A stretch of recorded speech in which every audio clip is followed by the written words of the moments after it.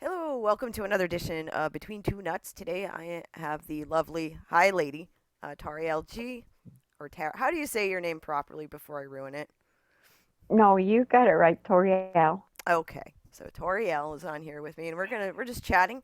We're gonna be talking about a little bit of everything. I think I decided to title this the roads less traveled because there's so many different things that we've done in general in life and interests and people and situations and there's really conversations are kind of just taking paths anyway. So that's what we're going to do. We're just going to go take some paths. But we were talking about, how we grew up and places that we've lived and the changes that have gone on.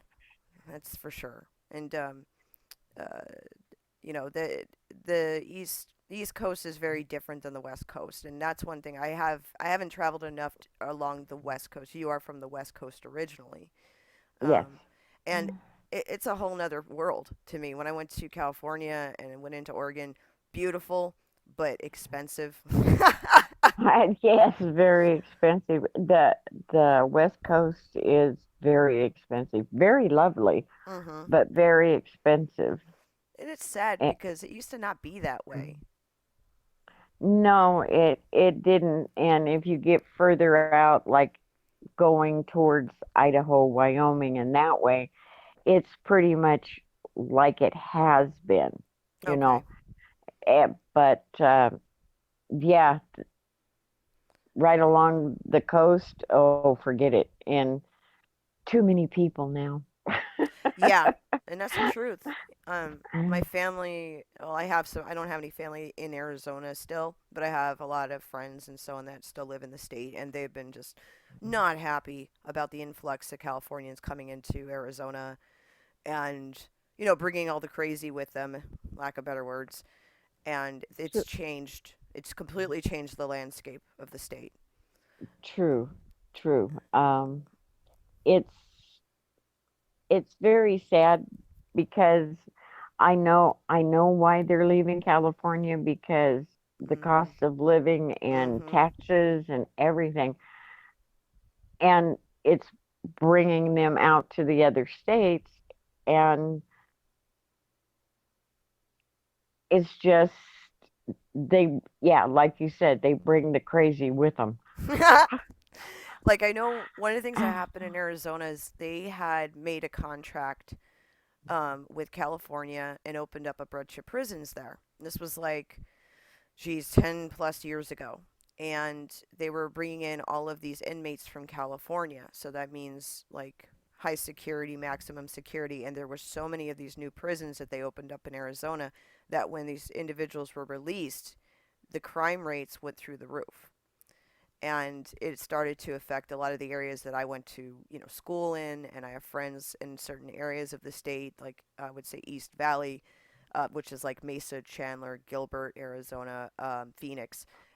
It's just not safe. One of my friends, her husband got mugged in broad daylight, and the guy was Oh, completely tatted over with MS-13 and everything else, and she was shocked because that's just not an area where that happened. And all he was doing was picking up a pizza, oh my gosh. and that was very unusual. And there's been a lot of violent crimes in those areas. I mean, the crime's always going to be there, but when you have violent crimes, it's very different, and it starts to change.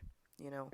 Yeah, and it changes people's thoughts, Mm-hmm. their thought pattern on how they go about things and where they go, Right. when they go. Exactly. Um, And that's sad. and yeah, that is sad because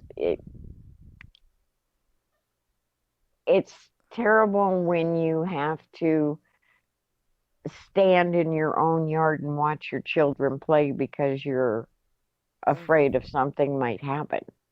Right.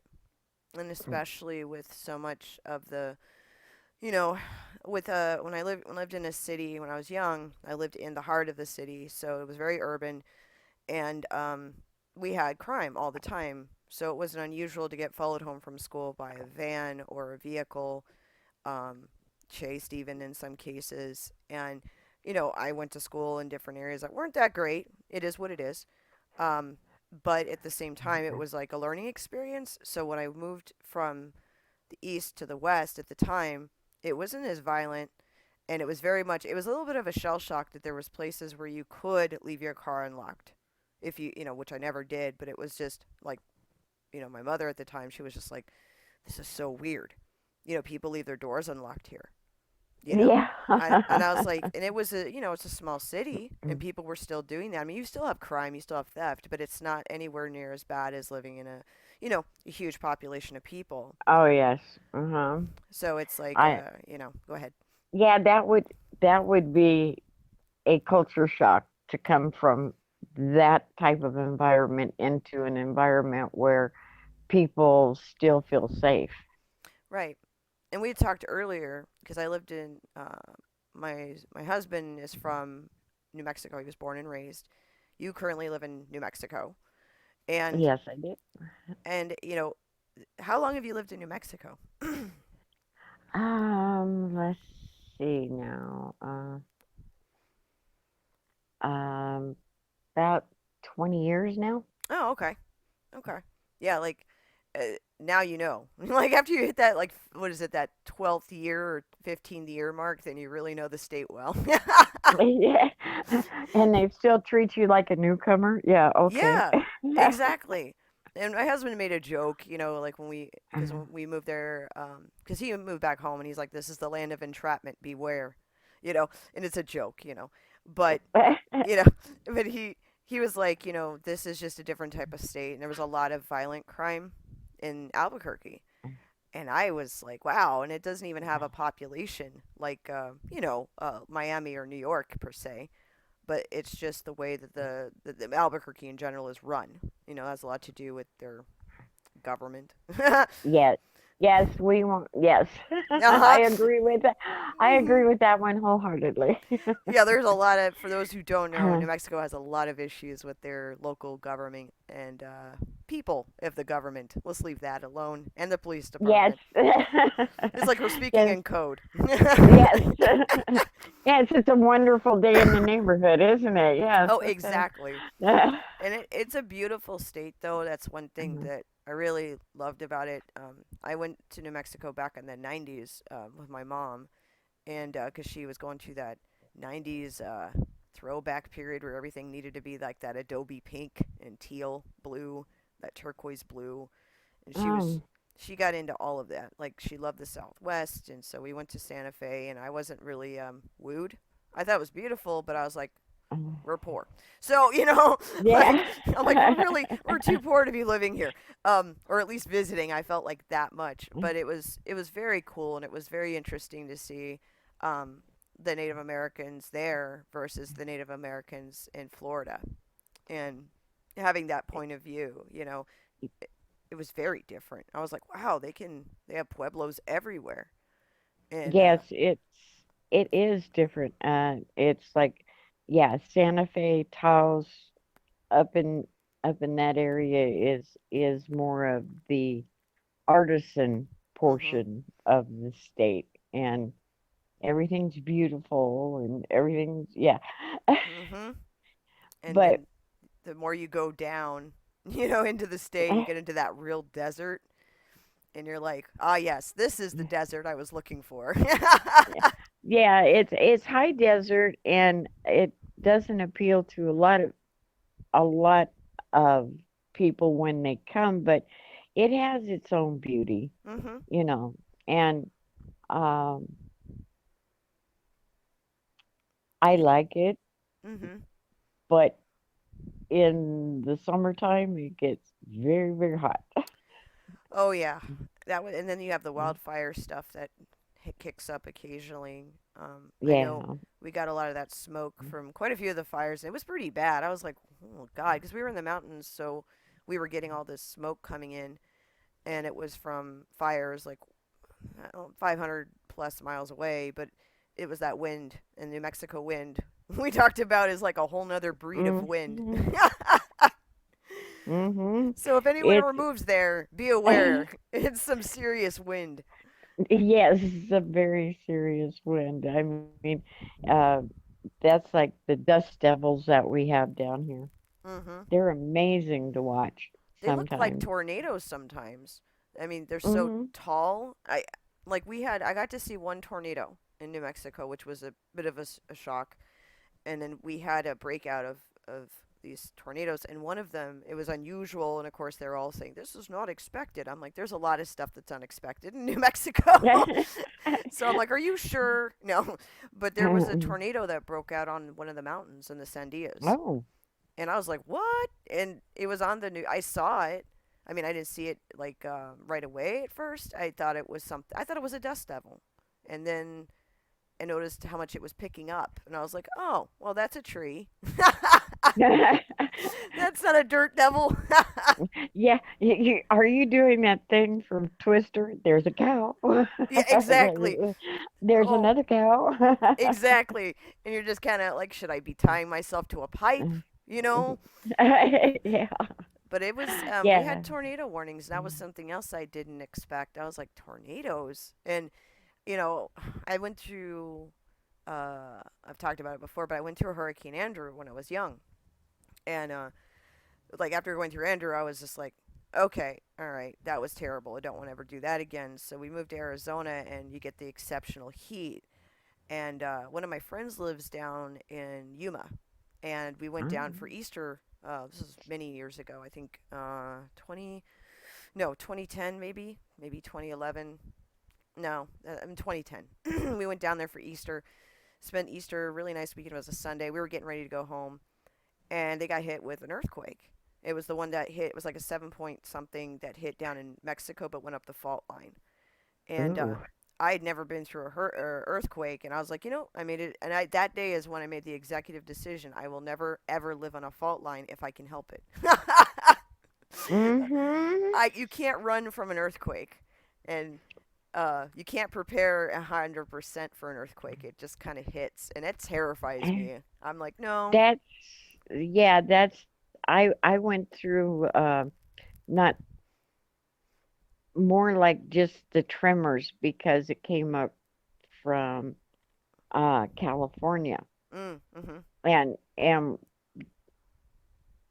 we got the light part of it, Mm-hmm. but that was the scariest feeling because everything underneath you was just going strange, Oh you yeah. know.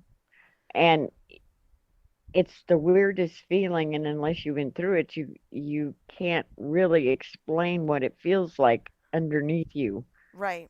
Mm-hmm. There's kind of a sense of I know with that one, it hit us really hard. And the thing was strange is we were in the kitchen, and when I tried to explain it the best I can because it was so bizarre. They live near the military base down there in Yuma, and it's not unusual to have Chinooks or Blackhawks doing, they do like their training. So you'll hear them Mm-hmm. go overhead every now and then. And so her and I are in the kitchen, and she's like, "How weird is that?" And I go, "What?" And she goes, "Don't you hear the helicopter?" And I go, "That does." And we both thought it was a helicopter. I'm like, "Oh yeah, but that seems low." And she goes, "Why are they doing training on Easter?" She goes, "Well, it's the military. They do whatever they want, right?" And we made a joke. Yeah. And then all of a sudden, the noise got louder and louder, and we saw the tree shaking. And then everything kind of came in like a wave. So the noise it sounded like was like a Chinook or like a very large helicopter coming in because of the way it was shaking everything, the Ooh. noise. And I scared the hell out of me. And I had, she's like, let's stand. Her husband's a fireman, so he's like, okay, he works on base. So he's like, all right, let's get underneath the door awnings. I'm looking at him like, why are we in the house? Yeah. Let I'm me like, out of the house yeah. now. I'm like, "Yeah, we're not a two-story home. I'm going outside. Because if the ground's gonna go, it's gonna go, But at least I'll see. The last thing I'll see is a blue sky. Thank you very much, Yeah, I don't want to see timbers falling on my head. Thanks. No. Exactly.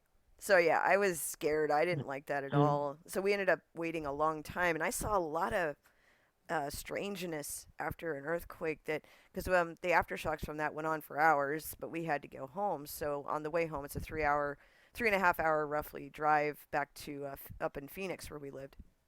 So we leave Yuma, drive, and as we're driving, it I saw a couple of things. The first thing we noticed was we thought we had a flat tire, and the car was doing that flap noise with the tires. Mm-hmm. And so of Yes. course my husband's like, damn. So because we have the kids, I just had my daughter, and he's like, oh my god, the circus is landed. So Yeah. we park on the side, we get out, we're checking the tires, and we realize that there's only a few, because it's Easter, so there's very few cars out, but the ones who are all parked. And it's because the earth aftershocks were kicking in. And so when you look towards the mountains, you see them shaking all of that dirt off of itself. So the mountains look like um, giant smoke clouds of just dirt. And I'd never Whoa. never seen that before. I was like, "This is bizarre." I'm like, "We need to get out of here. The end times are here." Like I don't want to deal. Yeah. This is some 2012 crap. John Mm. Cusack's gonna show up. Woody Harrelson. Yeah. You know, but it We don't have a plane. We don't have anything. That's Go. exactly it. I'm like, where do we run? But I was thinking, I'm like, that's something that you can't really run from as far as like natural disasters and things like that. Like earthquakes are to me, it's sad because some of those beautiful places are on fault lines or they're in, the path of different things. Like if you live in Key West, Florida, for example, you have to be willing to accept you're going to have evacuations, every so often for earth or hurricanes, or you're going to have to take shelter, things like that somewhere else. But it's like a price you pay for living in certain places, and it sucks.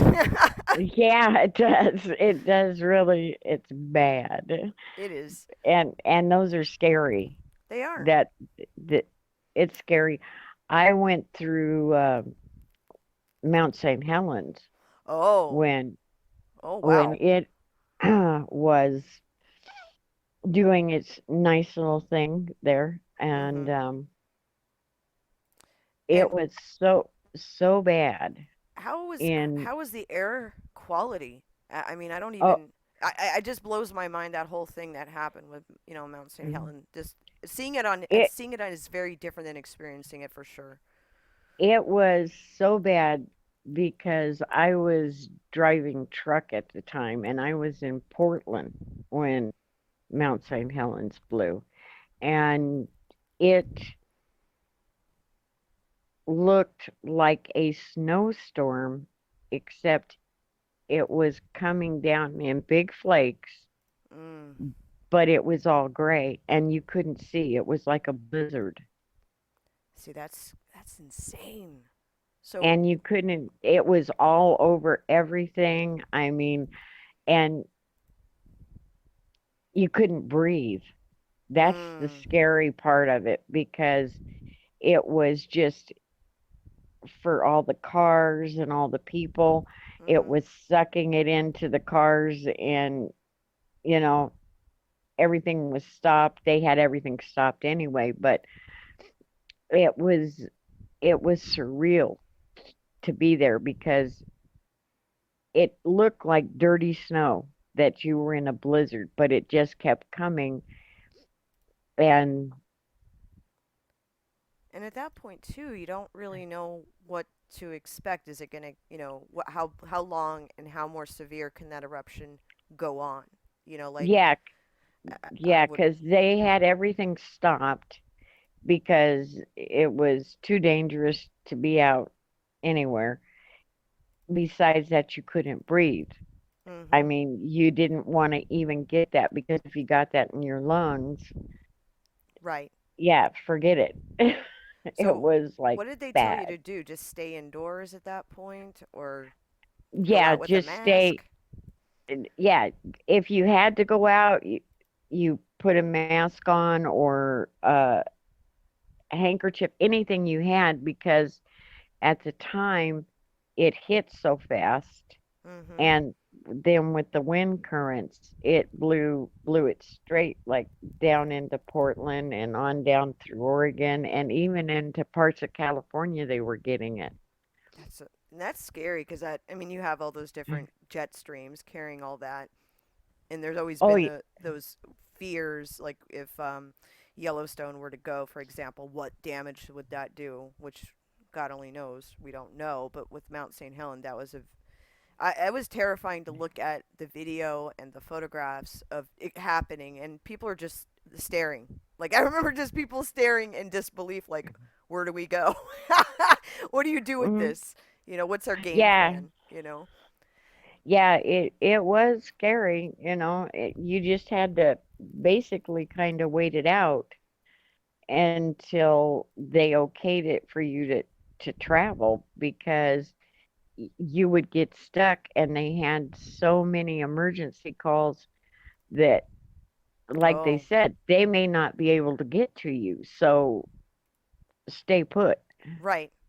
And it's kind of like, don't be an idiot, but if you're going to be an idiot, you're doing it at your own risk. Yes. Yeah, if you want to go, go for it. Okay. And Like, that's insanity because I remember watching uh, the footage of it just because it was such a significant event. And so this was the 1980 eruption, correct? mhm. Yeah, and it was so massive. Like it doesn't do justice in photographs of how much this plume was at a distance, you know, and how much smoke kept coming with all of this ash and whatever incineration it took with Yeah, it. yeah. Yes, it did quite a bit of damage. It was not a uh, it actually just everybody was stunned, Mhm. because when it went, it was massive actually. Mhm. And And I don't think anybody expected it to go. You know, they kind of made it sound like, "Oh, it's not extinct, but it's in remission." I guess it's yeah, hibernating. it's venting, that's all you kept hearing. It's venting. It's releasing most of the energy, And it like that's a lot of like you energy, you yeah, know. like you see in Hawaii, where they vent and the lava goes and it isn't too bad. Well, St. Helens was a buildup on the inside of the side of the mountain, not the top of the mountain. Mm, And God, that's where it blew, was on the side of the mountain. It yeah, it came up from the top, but it also blew out the whole side of the mountain. now did you? I know this is a silly question, but I don't know because everyone I've only spoken to a couple other people that were there when this happened, and that everyone was doing something different. But did you hear the explosion of it going? No. Uh-uh. Okay. No, Not but not it everyone what did. They're like, no, I had no clue until I saw the smoke. I'm like, oh my god, it's yeah, terrifying. until it started raining ash on you. Yeah, Oh it my was god, it was bad. And it came down just like a blizzard. I mean, it was so bad. that's surreal. That's that kind of stuff, very surreal. And I don't think, and I think it's interesting when it comes to like natural disasters or things that people have experienced, like like when we went through Andrew. Um, it was life changing because it changed everything after. So we didn't have a lot of notice that it was going to go to a five, 5 plus. Um, they clocked it at different speeds between 168 to 180 miles per hour, and so where we lived in Miami at the time, we went through the eye wall, and Oh. like we didn't know that at the time that once again this thing moved. It's kind of like we had a false alarm years before with Hurricane Hugo, and they thought, oh, it's gonna get us, so Yeah. they get you out of school early, they have everybody prepping, we're all taking, batting down the hatches and everything, and it ended up turning and hitting South Carolina, and that was devastating for them. But there Mhm. had been that false alarm, so when Andrew decided to, it was out in the ocean lingering, kind of like with this last hurricane they had that they thought was going to hit and ended up hanging out over the Bahamas. Poor, I feel terrible for those people. Um, but uh, when Andrew came through, it actually changed the terrain and geography of my Florida. You know, it hit that hard and it flattened things and made things. I don't know. It's hard to explain, but when we came out of our home, because I had friends that lived in Homestead. That's where the eye actually hit the hardest. It like flattened the military base that was down there. I think that's Luke's Air Force Base down there is gone. It was gone after that. They didn't even rebuild it, Oh. and it was just flattened. So um, all the families, military families that had been there, they were all moved out.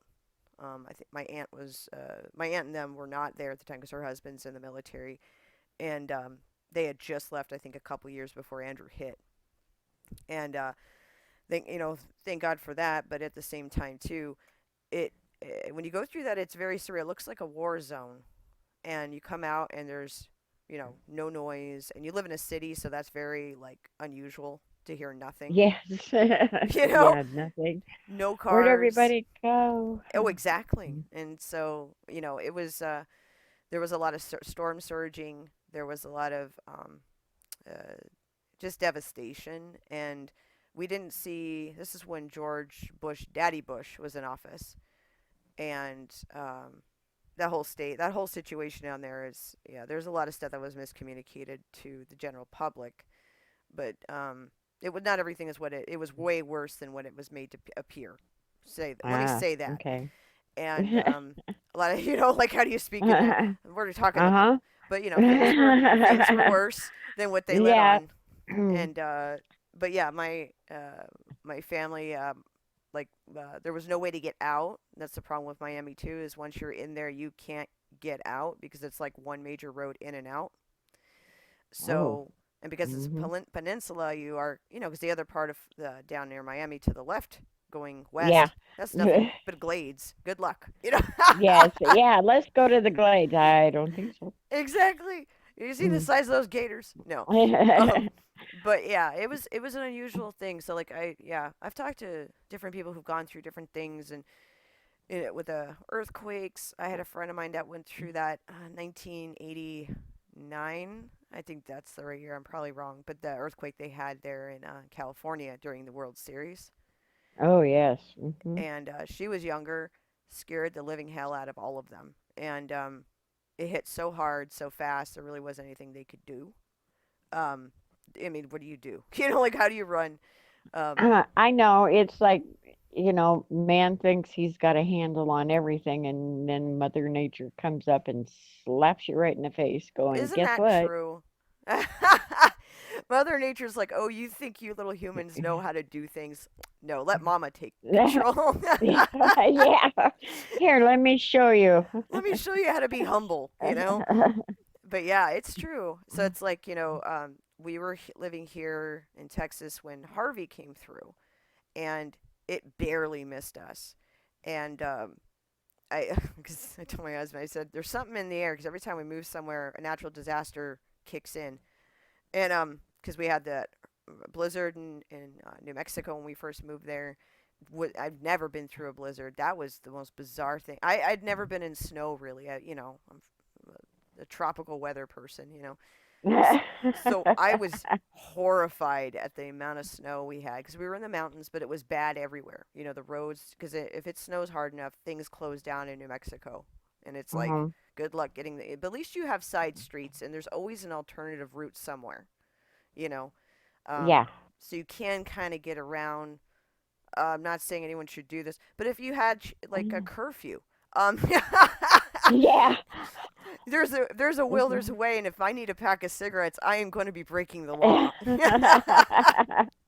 I'm going to find Yeah, me a say, pueblo. yeah, say, yeah, I'll get there somehow, It's like, honey, get the dogs. Exactly. Now that's a good question. Do you have any pets?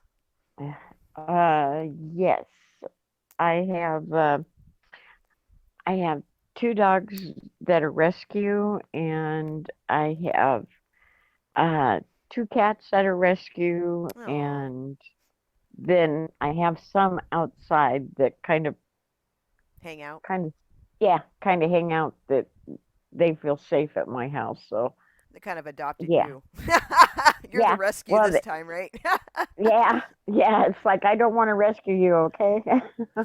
That's but hilarious. yeah, I have all rescues. So Mm.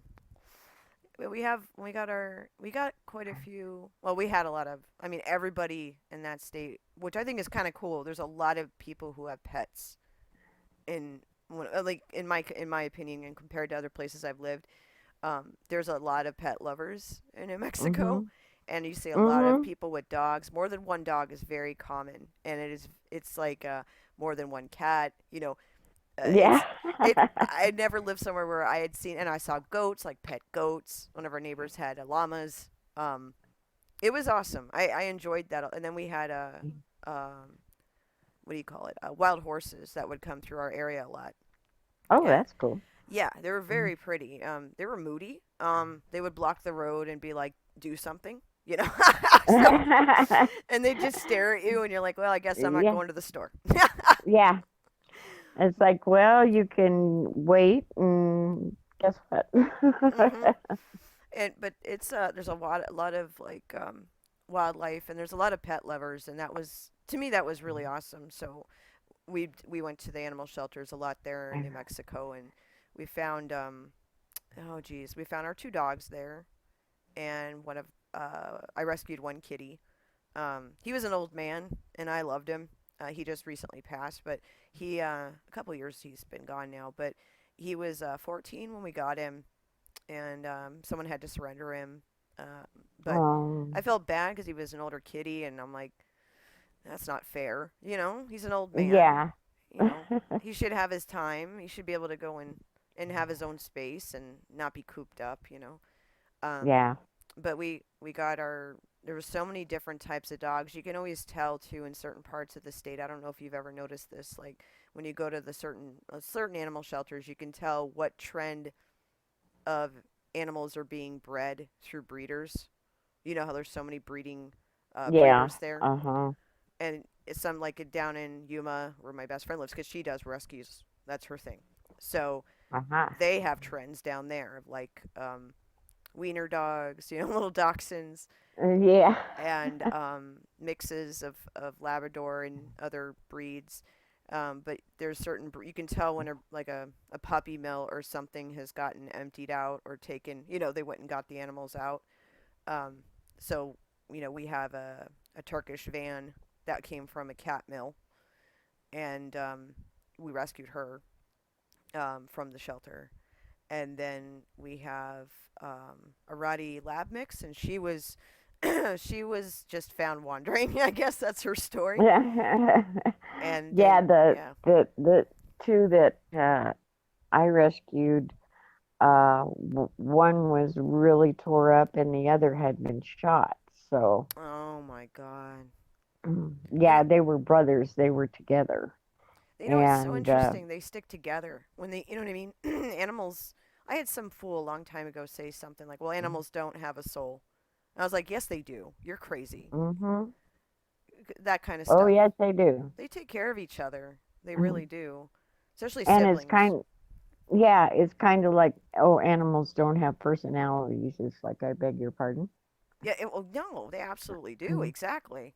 Because I mean, like every animal has their own, excuse me, personalities, and like, um, my little dog I have, Sailor. She's a Schnauzer Shih Tzu mix, and she was a puppy mill dog.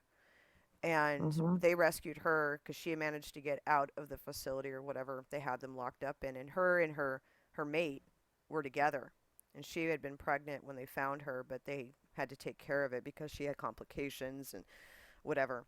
So when I got her, her brother did, or her, excuse me, not her brother, but her mate. He didn't make it. Mhm. He was too sick, Oh, and it was sad because I was like, well, if I can get him, I will, you know, to keep them together. But yeah. you know, but they were together the whole time, very similar to that. Like they were just they were staying. They he was protecting her the whole time. Yeah, Is yeah, you know. these two protect each other, and they're they're great. They're like I think they're a lab and healer mix, Okay. and so, but They're they're very very smart. protective. They're Yes, they're very protective of me. So, they're like, well, that your mom. You're that. They're like, yeah, they're like, we gotta you, protect our mom. yeah, it's like you saved us. Okay. Oh yeah, and I think it's interesting with animals. Like when you, like, I think some of them do know when you've rescued them for sure. Um, I know that. Let me tell you a funny story. Okay, so this happened back in April and March. My son had a kitten. It was his first kitten. We had him. He was an old man, so he was about 16, going on 17, and he was getting old. He was starting to have major problems getting around. Mhm. He was losing a lot of weight. We took him to the vet. We did all the stuff, and it was clear that he was starting to get problems. So we had to put him down. And my son was really upset about it, and because that was his first cat and first pet ever, his own pet. Oh, yes. So it was rough, and he's like in his early 20s, and he just fell apart, and he was just like, no, I don't want to get any other cat, that was it for me. I'm like, okay, that's fine. And so fast forward 2 days later, 2 days later, and I had talked to my husband. I said, yeah, we're not gonna even think about replacing Nemo. That's the name of the kitty that passed. Uh-huh. And I said, Nemo, and he's not gonna be replaced. No kitties. And he's like, all right, cool. And we're very much bleeding hearts. Okay, that's the sad part here. Yeah. um, so that Uh-huh. that was the first lie. So God goes, oh, look at these bleeding hearts. Let me put you in a very strange scenario. So 2 days pass. My neighbor comes over, and we share an adjacent fence with a shed. And this is the most bizarre story because we were not absolutely not going to be replacing Nemo after he passed. It was just not the right, nowhere in the future either. It was one of those done deal things. So the Yeah. neighbor comes over, and she's like knocking on my door, and she goes, "Hey, I'm hearing a kitten mewing from your back shed." And I'm like, "What?" And she's like, "Because what we have is like random feral cats, in the neighborhood, and one of them must Ah, have gotten into okay. our shed and dropped off her baby that she didn't want, and then left." Ah. So I went back into the shed, and I'm looking around, and I find the kitten covered in dirt, all by itself. No, I looked around for the mom. I looked for the other babies. Nothing. There wasn't even a sign of kittens. I didn't hear one mew or cry or, even after kind of calling a bit, nothing.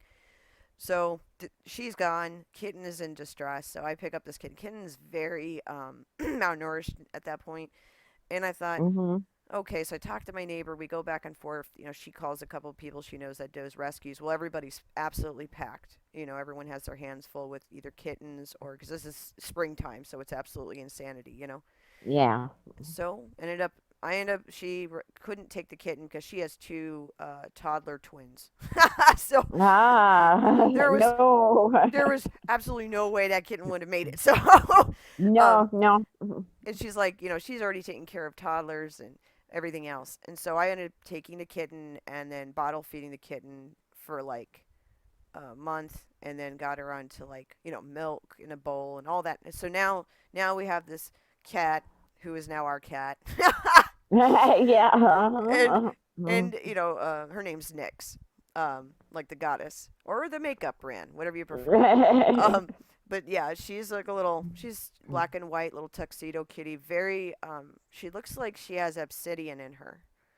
Um, Oh, very okay. long tail, long face, long body. Um, but I did finally spot the mother cat, and she had all the other kittens, and she rejected this kitten. So I was like, at that point, it had been a month when I finally saw the mother show up again, and then Oh. all of a sudden all the kittens were gone. So I think animal control, finally got a hold of the kittens and was able to relocate them and get them out of there. But when I first got the kitten, though, she wasn't in good condition. And I was like, okay, let me see what I can do because I was checking stool, all the stuff you would with a regular baby, like, okay, the bowel movements, things like that. I put her on a little bit of amoxicillin, just a little. And that absolutely knocked out whatever bacterial thing she had going on in the beginning, and it was gone within like days. So it was at least the kitten was dropped in a place where somebody would hear it. But Uh-huh. it was, Mm. but yeah, the universe works in very mysterious ways. Yes, it does. Yes, it does, especially when it knows, okay, this person will take this Yep. animal and love it. And animals You know, sometimes come to you. I mean, that's like at your place. You got animals that yeah, are like she's safe. yeah, yeah. I've never had a problem with animals. And yeah, it's like, no. You can't have any more animals. I don't care. I have to talk myself out of it because it's Mm-hmm. like, no, Oh yeah, no. the bleeding hearts unite Mm, on that because I'm just as bad, and I feel always feel bad about mm, leaving an animal, and I'll try to get them, uh, what do you call it, rehomed or put somewhere yeah, safe, whatever the yeah. case is. I'll, I'll, I'll rehome if I can possibly rehome. I'll rehome to a good family. You Right. know, but that's like Rhodes Ranch. Mm-hmm. That's what they do, It. and Go ahead. that's what his channel does for all his Patreon and stuff. Goes to help with the because he rehomes and he also rescues. So I think that's fantastic because there's so many. It's not an animal's fault that the human that was responsible for them threw them, basically into the wild or to the wolves and yeah, put them in a terrible position. And yeah, and around here the coyotes. oh yeah, that is a no joke. Um, I mean, that's one thing. When we lived in the mountains, we did get a coyotes that would come through, and you could hear them, because they call at night. And Mm-hmm. we were very careful, like with the animals, like because we know the dogs, because we had a couple. Our landlord, he lived similar on the property, but he had all of his dogs there, and when the coyotes were out, he had to get them all wrangled up immediately, and also to some of the hawks. Yeah, yeah. We have hawks. Yes, uh-huh. And they will certainly pick up themselves a small dog or cat if they could. Yes, they do. Yeah. Mm-hmm. And those are those little surprises. I was like, I didn't know that could happen. Okay, that's good to know. Mm. Because I Yeah, saw I saw a hawk pick up a bunny once, and I was like, oh, like Thumper's gone. Because this bunny it looked like it was a pretty good sized bunny. It didn't look like a full sized rabbit, but it was definitely a bigger sized bunny, and this thing picked it up like nothing. I was like, well, that's a good reminder not to let the animals out too long. yeah. That's yeah. People that have like Chihuahuas around here, Mm-hmm. Mm-hmm.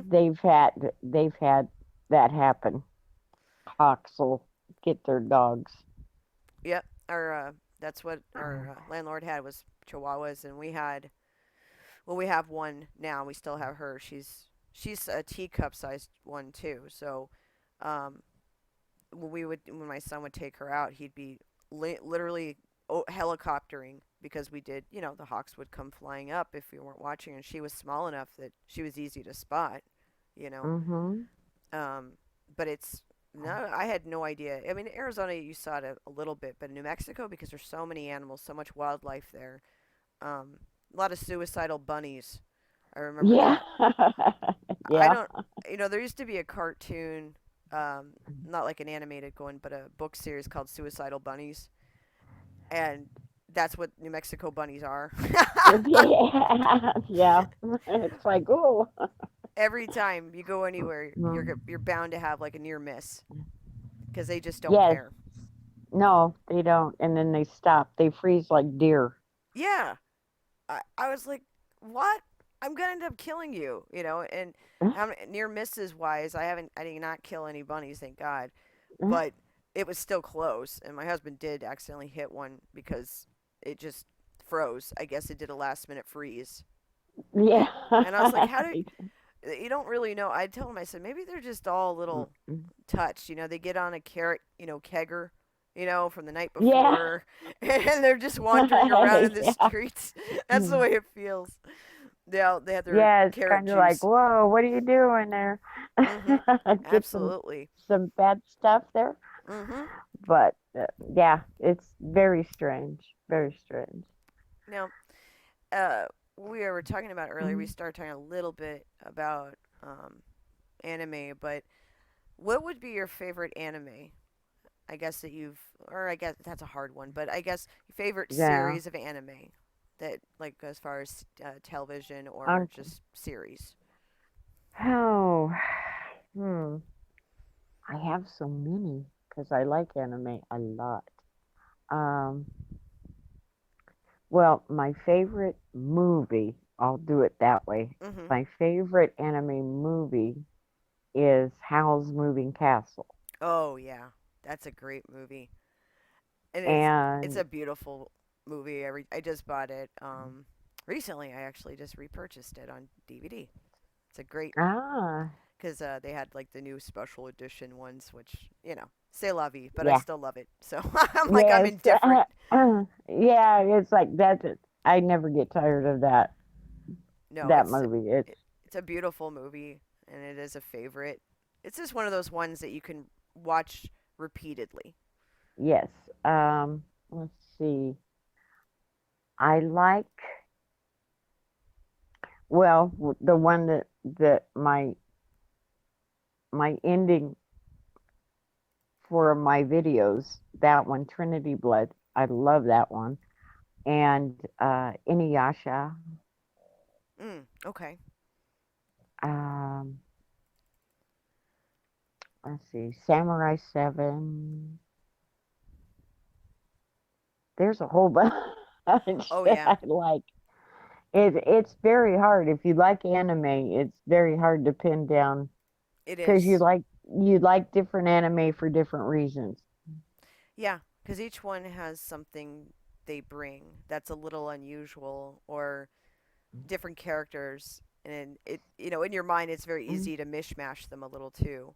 Like you can go, Uh-huh. oh, this character would do really well in this series. What would they do with Yeah. this individual? That's why it's so, you know, that's like because Ancient One, he'll put up two different types of characters against one another, and it's imaginary scenarios is an example, and that's very easy to do with anime because of there are some very rich Mm. characters and That series. that's yeah, now that's the one thing that I do enjoy, and I I know you've probably seen some of my videos that I've done on my channel, Mhm. and I try to come across when I get an idea because my channel is a little different than a lot of people's channels. Right. Um,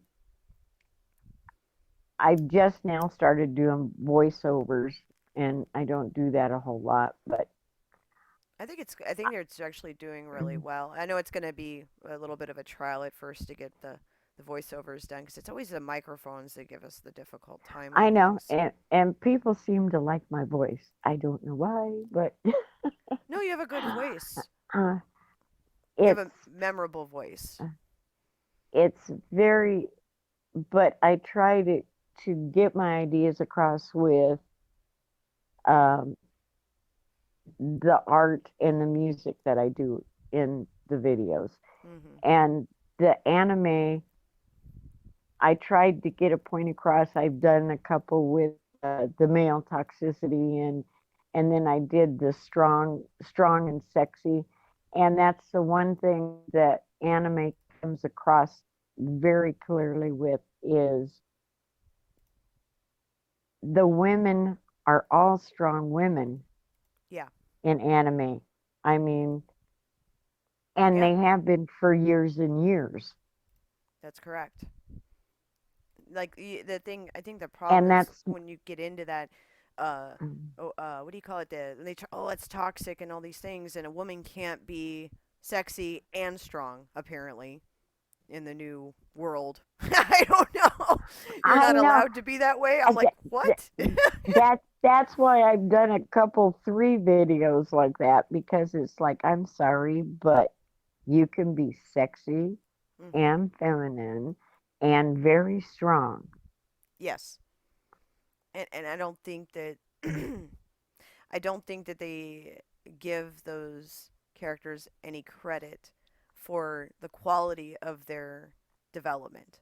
Meaning, some of the characters are going to have, like, kind of like, I'm doing a throwback, but it's like with Sailor Moon. Um, Oh yes, I uh-huh. mean, she was a bumbling, you know, clumsy, incompetent, and she was seen, she viewed herself as being stupid, you know, Mhm. But really she was just young and naive, and she was still developing, and you see her character go from being this very weak, you know, bumbling teenager to a woman, more matured, understanding and appreciation for having morals within herself and having confidence within herself, and she was still sexy, and she still developed into this, into this superhero that she was meant to be, I guess, lack of better words, or the goddess she was meant to be. Yes. And I don't think, when I think about it the most, like, as far as a good example, that one hits. There's a lot of examples of this though in anime where you see the weaknesses of a character and they develop over time into a stronger individual. Oh, I know. It's amazing because, with everything that's going on right now in the world and the politics and everything, and they're talking about, not having strong women, that women need to come into their own and everything. And it's like, you guys really need to watch anime because they have a total arc in their characters, even if it takes a while. Mm-hmm. Yeah, because they believe But in developing the characters. yes, yes, and having a total character there and a good story behind it. Right. And it doesn't matter if it's a man or a woman in the anime, they can both be strong, they can both, and they depend on each other. Correct. They If complement you, each other. The characters complement each other when they're interacting. yes, and that's the one thing that I found interesting that they've never even touched on when you talk to people about that, because it's like they don't want to talk to you about that because it doesn't fit the scenario that they're trying to build. Correct. They go through these cycles of saying, "Oh, well, they're hypersexualized. Look how tight their clothing is." I'm like, "Well, who's being vain about this right now? Because this is a cartoon." And yeah, and besides that, have you ever tried to wear loose clothes and try it? Right. It doesn't make any sense whatsoever. It's like, No. and I know that there are, okay, and to be fair, yes, there are animes that are like super hypersexualized. That's called hentai. No, I'm kidding. But but Yeah, but that's there's anime, you know, where yes, yeah, yeah. There's plenty of that kind of anime out there if you want to go look for it. But it usually is, um, now that America has finally discovered the great thing of anime.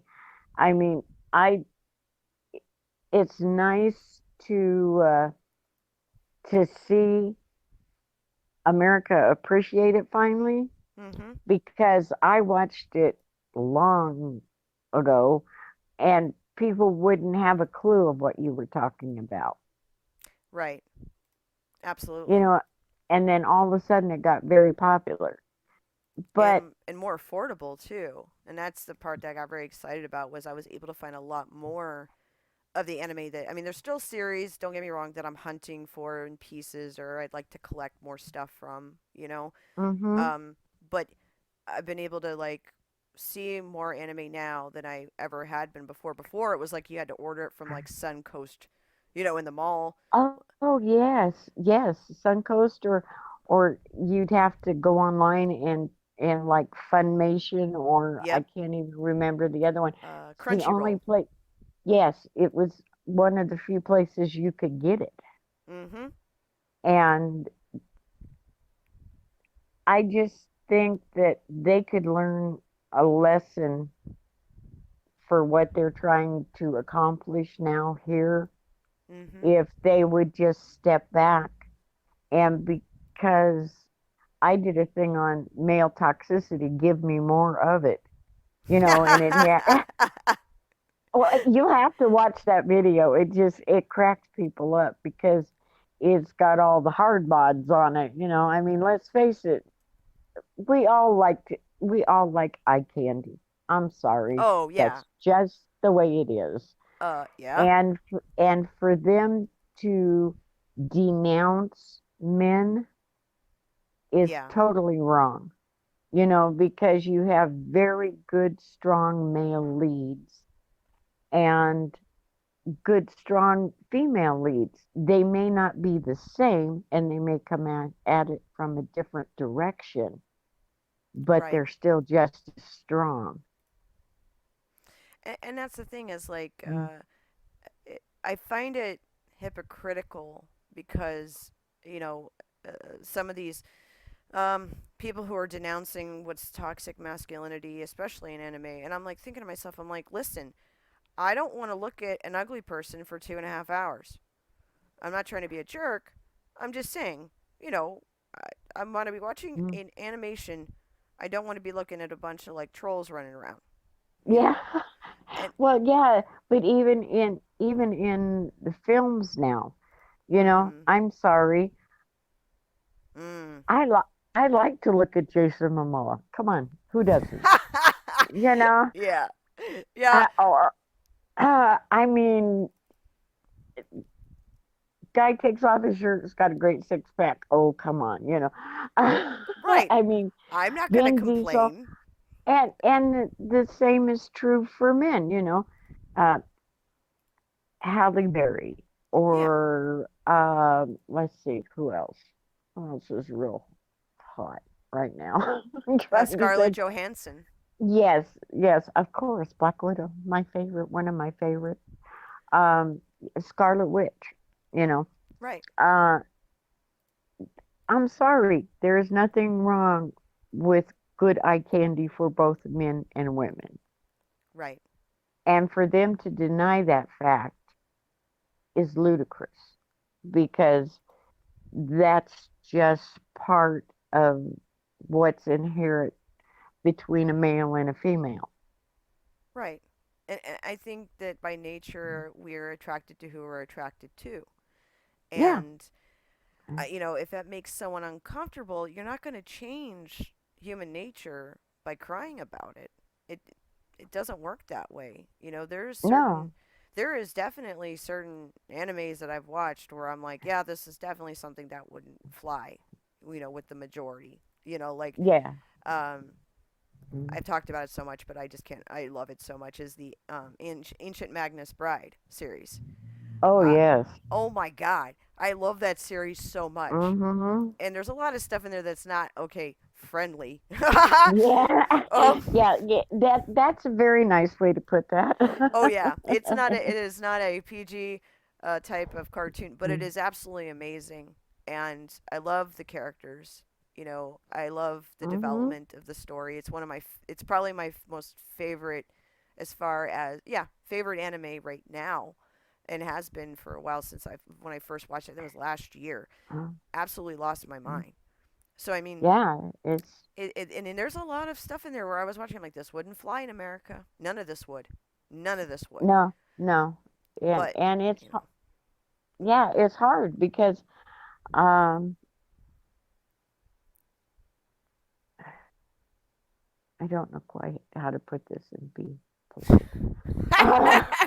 be as honest as you want to be. I am okay.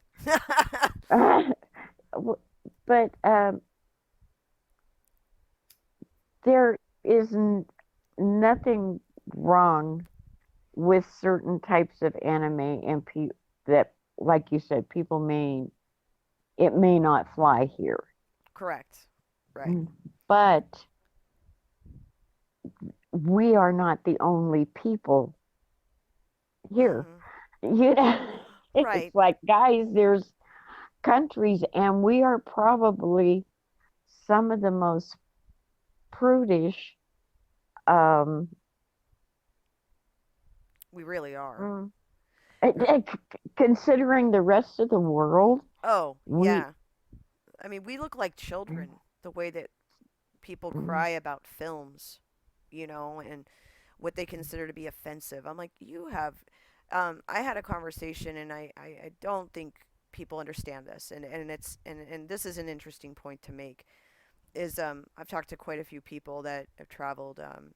uh, there are different ethnicities and so on, particularly the black guys and black females that I've spoken to that have traveled to China or Japan.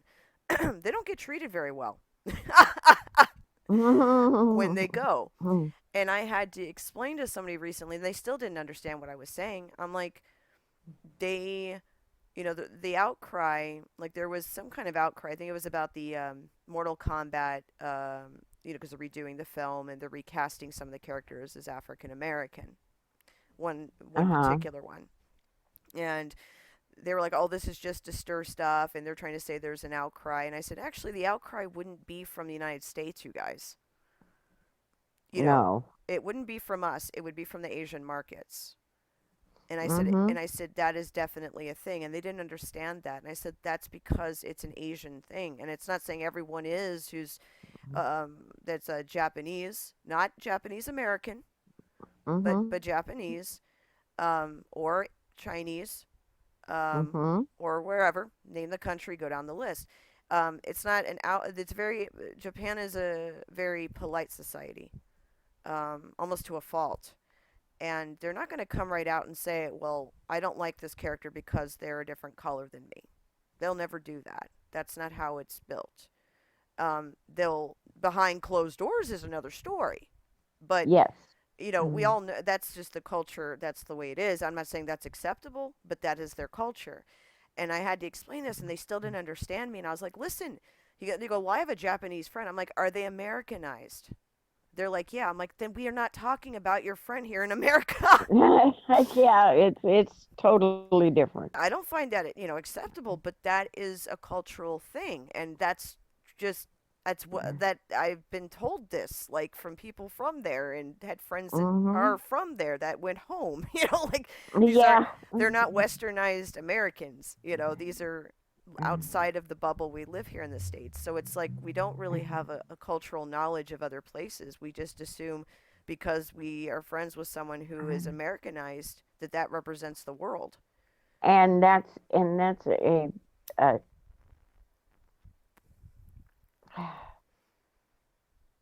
it's a shame, okay, Mm-hmm. that we do not practice a lot what they're trying to preach here because um, every culture is different and right, wrong, or indifferent, whether you agree with it or not, it is their culture. Right. And we should respect their culture and their traditions. Right. You may not agree with it, but that doesn't mean it holds the same. For some reason, Americans think that everybody has to act like Americans. Right. It, to me, it's just the biggest. We're the most ignorant, and it's a sad thing that we're so. No, not us, but you know what I mean. As a society, though, that Americans live in this bubble that Yeah, they don't know how to act around other cultures because maybe they're. They've never even bothered to research other cultures or understandings. Like, um, I worked in hospice for a while, and we had to they encouraged us to research cultures, so they would not place certain, let's say, volunteers or nursing staff or whoever with particular families if they did not have an understanding of the culture of that family, because mhm, when someone's in active death, um, depending on that culture, you could do something that could, by accident, as an American, just being ignorant, yeah, that's very offensive. mm, And like yes, I had some patients where I'd go and hang out and see them, but I would hide my ID in front of them because if they knew I was from hospice, they would see me as like the black angel of death. Um, yes, so uh huh, there were, and also taking shoes off in some homes, and in other homes keeping shoes on, and especially only mhm, wearing certain types of things when I was in the home, because that was out of respect for the family to make it a more easier transition. But you yes, have to have a cultural understanding. It's the same if you travel and understanding at least a slice enough to get around of a language. And as long as they know that you're trying, in most cultures, they're more than willing to help you. yeah, yeah, you yeah. know? And I just find it interesting because I love to learn about other cultures, you know, Mhm. other people, what makes them tick.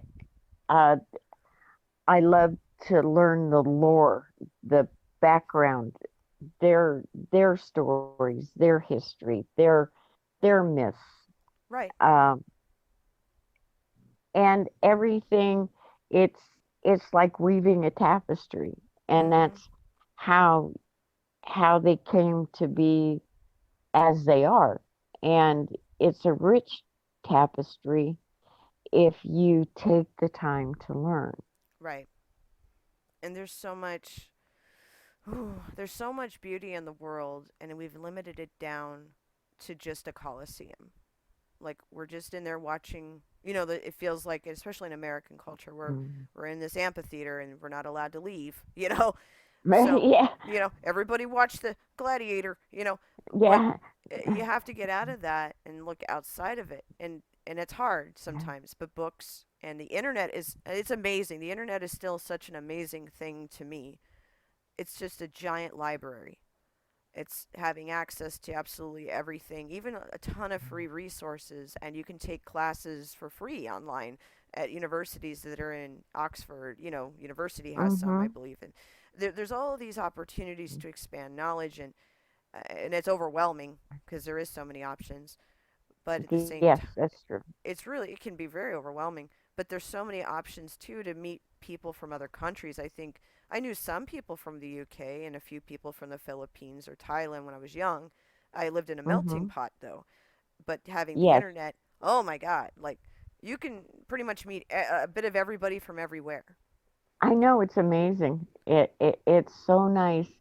And the one thing that I found, I don't know if it's the case for everybody, is um, everybody has been so nice to me. And I just can't believe everybody's had very nice outpouring to me. And it amazes me that I even have as many subs on my channel as I do, because it's like I just put out little tiny, like 2-minute videos, 3-minute videos. And Well, it's a positive energy you put out there, and I think positive energy attracts people. You know. well, I try because there's no reason to be gloom and doom. There's enough of that, Mhm. Mhm. you know. And if you can give somebody just some little thing to hold on to, It's true. it it's good. And that's I try to do that with my videos. I try to do that with my tweets when I talk to people. You know, always try to leave a positive note, because you never know. Just Mhm. that one thing you say to somebody might make the difference for their whole day. Yeah. And it's true because you know there's a lot of lost people, and that's kind of my impression over the time has passed. Like you being so active on the internet for so, I obviously remember what life was like without the internet or cell phones being attached everywhere. But as you do too, of course. But just we remember Uh-huh. the good. I call that the good times. Mm. Yeah. When you had to walk to the kitchen to pick up the phone. Yes, and then if you could screen a call if you wanted to, you're like, Mm. oh, it'll go to the answer machine, Yeah, there we go. Yeah, it's like okay. and I Um, remember those times, and now I see where it's at. And even though we have so much ability to reach so many people, there's still a lot of lost souls. There's still a lot of people that, um, in a sense, the internet has been both a great thing and a detrimental thing, where for each positive there's been a negative. But I think it's I've one of the things I've noticed is talking to people in real life, like everyday life. They don't make eye contact, and I'm like really working for it. I'm like, because I grew up and you looked at someone when you spoke to them, you know, that's right. and you just did because it let them know that you're actively listening, you know. Mm-hmm. Um, so like when I'm in the green room, and I'm not talking much, then I put myself on camera, so at least they see I'm nodding, Yeah. and they know I'm Uh-huh. there. Uh-huh. because I You feel know, bad, But it's definitely a different world than it used to be. It really yeah, is. it's very. What got me is I wanted to one day at lunch. I was in the break room, Mhm. and I kid you not, there was like four people sitting around a table, and they were texting each other. Oh my god. That's one of those moments where you're like, this is kind of like a walkie-talkie minus speaking. Yeah, because it's like you got to be kidding me. You cannot just put the phone down and talk to each other. Yeah. And And that's becoming a lost art, and it's to me that's very sad. I yeah. mean, like you said, there's good and there's bad. It puts you in places where you can meet amazing people, Mhm. just simply amazing people. But then it also isolates you Yeah. because you're not out there and doing a face to face with people anymore. That's right. Because you really there's a there's a huge disassociation. Like uh, the other thing that I was talking to I had talked to Geek about this because he's going through some stuff with his youngest daughter about internet safety and but it's not just his little girl. This is my daughter. I'm watching her carefully too, and she doesn't have a lot of access to the internet because no, um, Mhm. I'm so paranoid about those things because they're still just like I was saying, Instagram as an example is like the cosmopolitan for this generation. So like for a little Mhm. girl to pick up when I was a kid, when you'd see the front cover of a Cosmo or, Oh um, yeah. you know, there was the hotties all over it, and Oh yeah. now you go on Instagram, and it's just splashed everywhere. So my daughter's going through she's still young. She'll be 11 soon, but she's developing. So that means she's starting to do the filling in thing.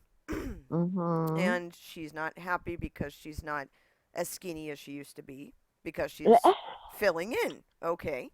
Uh-huh. But she's only 10 and she's very conscious. We've never said anything to her that would, kickstart this, but there's kids at school, there's images online, you know, Oh yeah. there's all of this stuff, and it's even more so of a pressure to be perfect and look, I told her, I said, a lot of these are filtered, and I showed her how Photoshop worked because I do photo all the time. But I showed her, like, I took Yeah. an image of somebody. I'm like, look, I can make this person look like a donkey. Watch, you know, Yeah. you know, Or I can make her look like the best supermodel in the whole world. Okay. exactly. And I told her, I said, not everything is what it seems online. And there's this pressure on younger women and also older women too, um, to be something or to appear a certain way or to look younger or just to act younger or whatever the hell it is. It's a lot of weird pressure. I mean, as I've gotten older, I don't care, but I definitely see that in friends I have where, you go on Facebook and it's always the positives. Or it's a Dear Diary entry where you're like TMI. Uh, I don't need to know all this. Yeah, it's like too much information. Thank you very much. Right, like the middle I ground didn't and the know. filters of conversation or the filters of polite society, I guess, is gone. Like, That gone. ama- that amazes me. That right there, because I don't know if it's because they think they can say anything because they're not seen. You're just Mm, texting, mm-hmm. or it's like I try to pick my words very carefully when I'm tweeting and always try, like I said, to do positive, not negative. Right. But like you said, most of the time, in a lot of cases, there is no filter, and it's like I've seen some posts that are like, "Holy mackerel!" Oh, yeah. Oh, yeah. And it's a shocking thing because I remember when I was young, it was like there were certain things you didn't talk about, in an open conversation. One was religion, um, politics, definitely, Mhm. and getting. I mean, don't talk about money. You know, you Yes. you don't get into Uh the economics and stuff of your life and keep people out of your business. And there's reasons why those things are put into place because those are number one personal, but also two topics that could be hot topics that could stir negative things, which is what we've seen, obviously. huh. A Yes. whole Gee, lot. I was gonna say, you think maybe just a Just little a bit. little. Every time I would see a political post, I had a few friends who a bit of both. So I have family on both sides of the spectrum, and I stay out Mhm. of it. And I just tell them like I'm a political atheist. I don't want to get into any of this. I think everyone's full of crap. That's where I leave it. Yeah. Everyone's full of crap. But they still were like getting into fights with each other. I was like, what is? I've never seen this in my ever. I've never seen this. You know, it's very different over Thanksgiving dinner when you have an uncle who's had too much to drink and he's like, Nixon was a great president, and then they go into it. Oh Um, yes. but that's very different.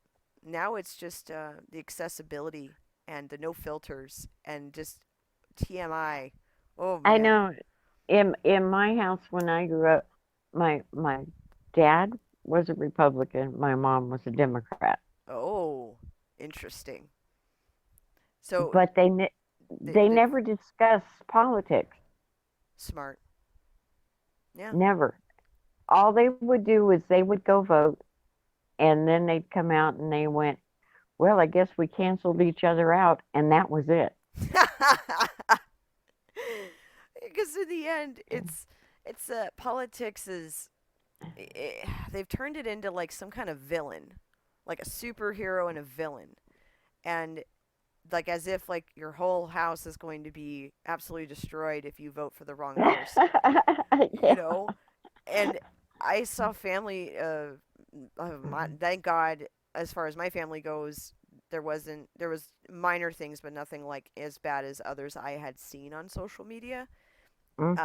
where they were having full out yelling, like just nastiness in a very public way, and I was like, listen, I don't want to be in your kitchen right now. Yeah. But it Time for was me to bad. time for me to go. Thank you. I. Oh yeah, I scrolled. I was like, nope, nope, nope, don't want to know. But Yeah. it's a whole new world when it comes to the internet. But there are a lot of amazing people, and you get Oh, a bit of good and bad, of course. But at the same time, the good, you end up making friends with people, and I love always loved the internet, and you do have there's so many possibilities and there's so many opportunities there. You just have to put yourself out there, and that's hard. yeah. That's the But scary part. yeah, that's the hard part for me because, like I said, with the voiceovers, that was when I started my channel. Mhm. That was a big step for me. And then when I started doing the videos, that was another step. And Mhm. now I'm doing the voiceovers, and I've been on a couple uh live streams, not very many, but I do enjoy it. But it's just the fact of putting yourself out there. Yeah.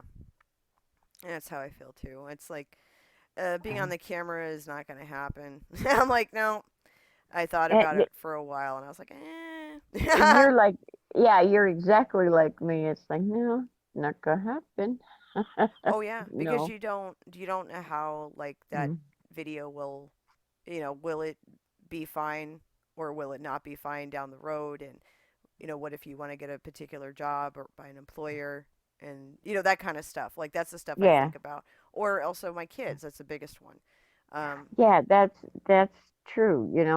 That's like I've been doing voiceovers now for a while, mhm, and um, for the stop motion people, the Lego people mhm. that that are in the different areas, and I find that fun. Yeah, I like those videos when you're doing your just doing the sounds bites for them on certain Oh yeah, scripting. I watched oh, those. I had watched a bunch of your videos a while ago, so I watched your females in anime, and then I went through your Lego over just Oh the yeah. your voiceover work, and I was like, and then people appreciate that because it brings their work to life. Yeah, I'm well, at least I can say I did a couple of ladies that I really enjoyed because I got to do Black Widow and I got to do Scarlet Witch. And my new one now is I'm going to be doing Mrs. Claus Oh, for. that's cute. Yeah, I got to figure that one out. Make my voice really old or something. I don't know. But I've enjoyed that part of it a lot. And it's it's fun to do. Mhm. It's hard for me to hear my own voice when I do it when they'll say, look at it because it's up and running and I'll look at it and it's like, ooh. Like, what do you like? How did you get into doing voiceover work? um actually I did I watched there's a boy, I think he's in the Philippines or in Taiwan. And I came across this channel and it's Dark Seven Films is Okay. what he goes by. And I liked his stop motion. And so I just kept, every time he'd put out a video, I'd watch it and comment on it. And one day he asked me if I would do a female voice for him because they didn't have that many females to do voiceovers for him. Mm. And I started doing voices for him, and then the other stop motion channels will come onto my comment section when I do a video and go, would you please do, like I've done, what, Lois Lane and Pepper Potts, and it just kind of evolved from there.